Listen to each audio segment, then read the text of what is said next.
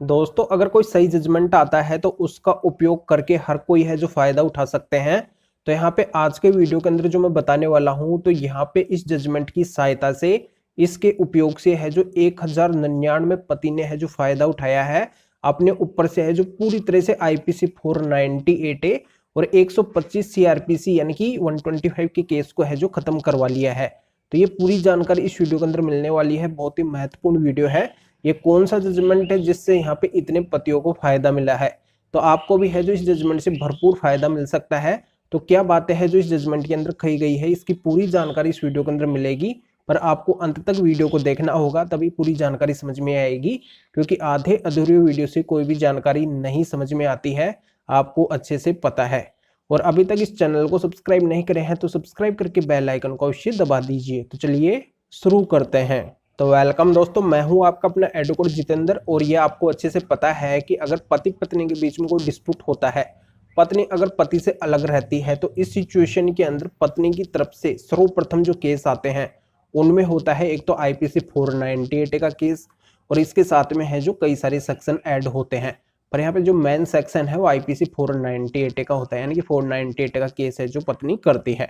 और दूसरा केस होता है 125 सीआरपीसी का, यानी कि मेंटेनेंस लेने के लिए है जो पत्नी ये केस करती है। और जनरली इन केसों के अंदर है जो पत्नी की तरफ से पति पक्ष के ऊपर आरोप होते हैं कि पति पक्ष ने मेरा बहुत ज्यादा हरासमेंट किया, मुझे है जो हद से ज्यादा ये लोग है जो परेशान किए, मेरे से है जो आए दिन ये डोरी की डिमांड करते थे, बोलते हैं कि आपके फादर ने ये कमी रख दी, हमें ये चाहिए था, ये मेरा है जो कोई भी भरण पोषण वगैरह नहीं करते थे, यानी कि मेरे पति है जो मुझे कोई भी भरण पोषण की राशि नहीं देते थे, मेरा कोई भी ख्याल ये नहीं रखते थे, मेरे से है जो घर के अंदर एक नौकरानी जैसा व्यवहार बना के रखते थे, मुझे कोई खाना वगैरह नहीं देते थे, आए दिन है जो मेरे साथ मार पिटाई करते थे, और यहाँ पे मार पिटाई करके मुझे घर से बाहर ये निकाल दिए हैं। तो इनके ऊपर है जो आईपीसी 498 के तहत कार्रवाई होनी चाहिए, या फिर 125 के तहत है जो मुझे भरण पोषण मिलना चाहिए। तो ये जनरली आरोप होते हैं।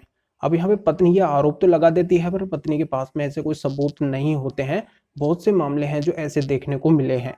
अब यहाँ पे इस मामले के अंदर ऐसा होता है कि 2012 के अंदर दो कपल की शादी होती है, और शादी के कुछ टाइम के बाद में पत्नी क्या करती है कि पति पक्ष के ऊपर आईपीसी 498 ए और 125 सीआरपीसी मेंटेनेंस का केस कर देती है। अब यहाँ पे जो आईपीसी 498 का केस है उसके अंदर पत्नी जो भी आरोप लगाती है, यानी कि डोरी को लेकर जो भी आरोप लगाती है, उनको किसी को भी साबित नहीं कर पाती है। अब यहाँ पे जो पत्नी के फादर है उनका जब बयान होता है और जो पत्नी का बयान होता है, दोनों के बयान है वो भी मैच नहीं करते हैं। पत्नी के जो फादर हैं वो तो बयान देते हैं पति के पक्ष के अंदर दे देते हैं, और पत्नी के बयान है जो पति के खिलाफ होते हैं। तो इनसे भी ये साफ जाहिर होता है कि पत्नी के साथ में डोरी जैसी जो घटना है वो हुई ही नहीं है। तो यहाँ पे कोर्ट के द्वारा है जो पत्नी का डोरी का जो केस है आईपीसी 498 का, उसको खारिज कर दिया जाता है। अब यहाँ पे पति को ये जजमेंट मिल जाता है, और वहां पे दूसरा केस पत्नी फाइल करती है 125 सीआरपीसी मेंटेनेंस का। अब 125 मेंटेनेंस के केस के अंदर पति के द्वारा ये बोला जाता है कि ये देखिए, पत्नी ने आईपीसी 498 का यानी कि झूठा डोरी का केस भी मेरे ऊपर किया था, पर यहाँ पे इस केस से है जो मैं पूरी तरह से बरी हो चुका हूँ, क्योंकि यहाँ पे पत्नी ने है जो मेरे ऊपर झूठे आरोप लगाए थे। पत्नी का यहाँ पे कोई भी आरोप है जो साबित नहीं हो सका, पत्नी खुद है जो मेरे से अलग रह रही है, ये बात भी है जो इस केस के अंदर बोली गई है। तो यहाँ पे इस आधार से है जो इस पत्नी का कोई भी मेंटेनेंस यानी कि भरण पोषण है जो नहीं बनना चाहिए। तो इनको देखते हुए यहाँ पे 125 सीआरपीसी के अंदर है जो पत्नी का कोई भी मेंटेनेंस नहीं बनता है।